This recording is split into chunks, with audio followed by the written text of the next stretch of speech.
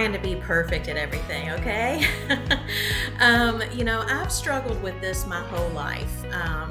The thought that I had to be perfect at everything that I did. I was the oldest between me and my brother. And it was expected of me to, be more mature as I was growing up so that he would have an example to follow. I made good grades in school, stayed out of trouble for the most part.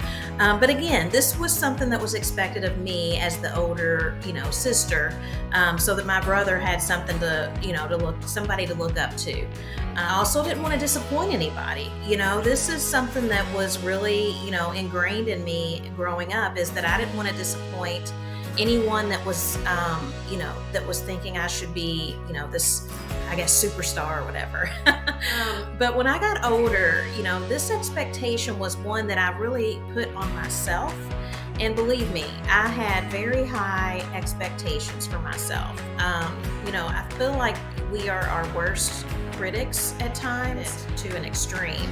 I would obsess over every little conversation that I was needing to have with an employee potentially. So, if I needed to coach an employee, I'd be up all night the night before, maybe several nights before, stressing about what some of those situations or the scenarios would be as I'm having that conversation, how it might work out, what they would say, what I would say, all that good stuff.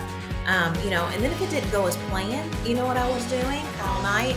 Worrying about thinking about how it could have gone different, what I could have said that would have made it be different.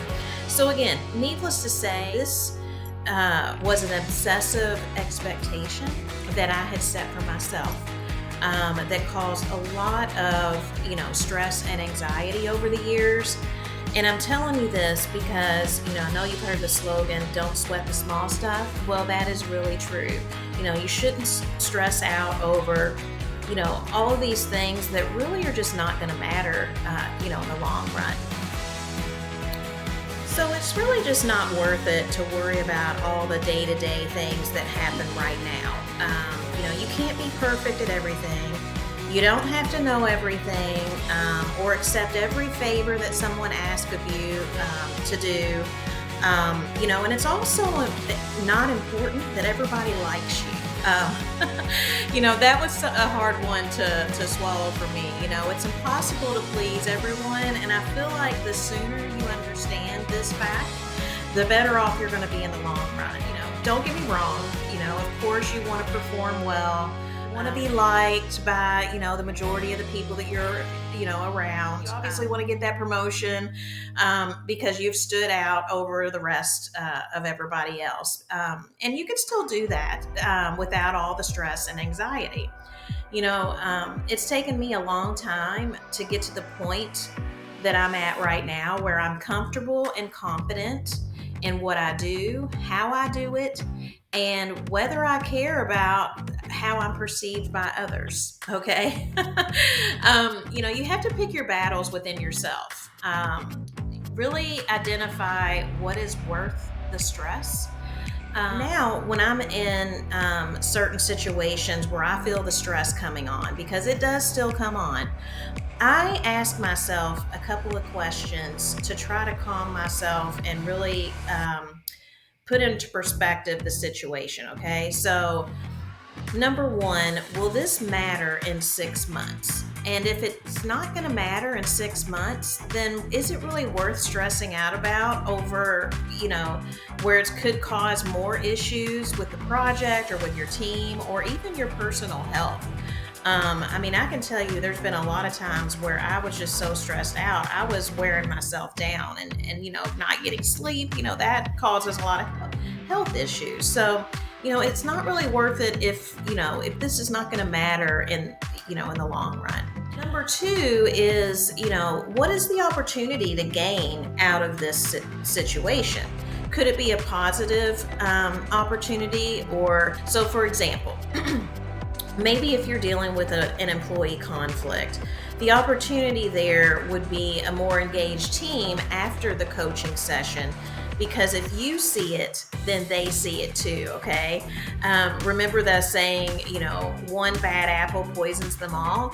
Well, that's definitely the case. So that's one of the things that I keep thinking about, over and over when I'm having to deal with maybe an employee situation, is that if I'm observing it, so are they, and they want to have a really good working environment.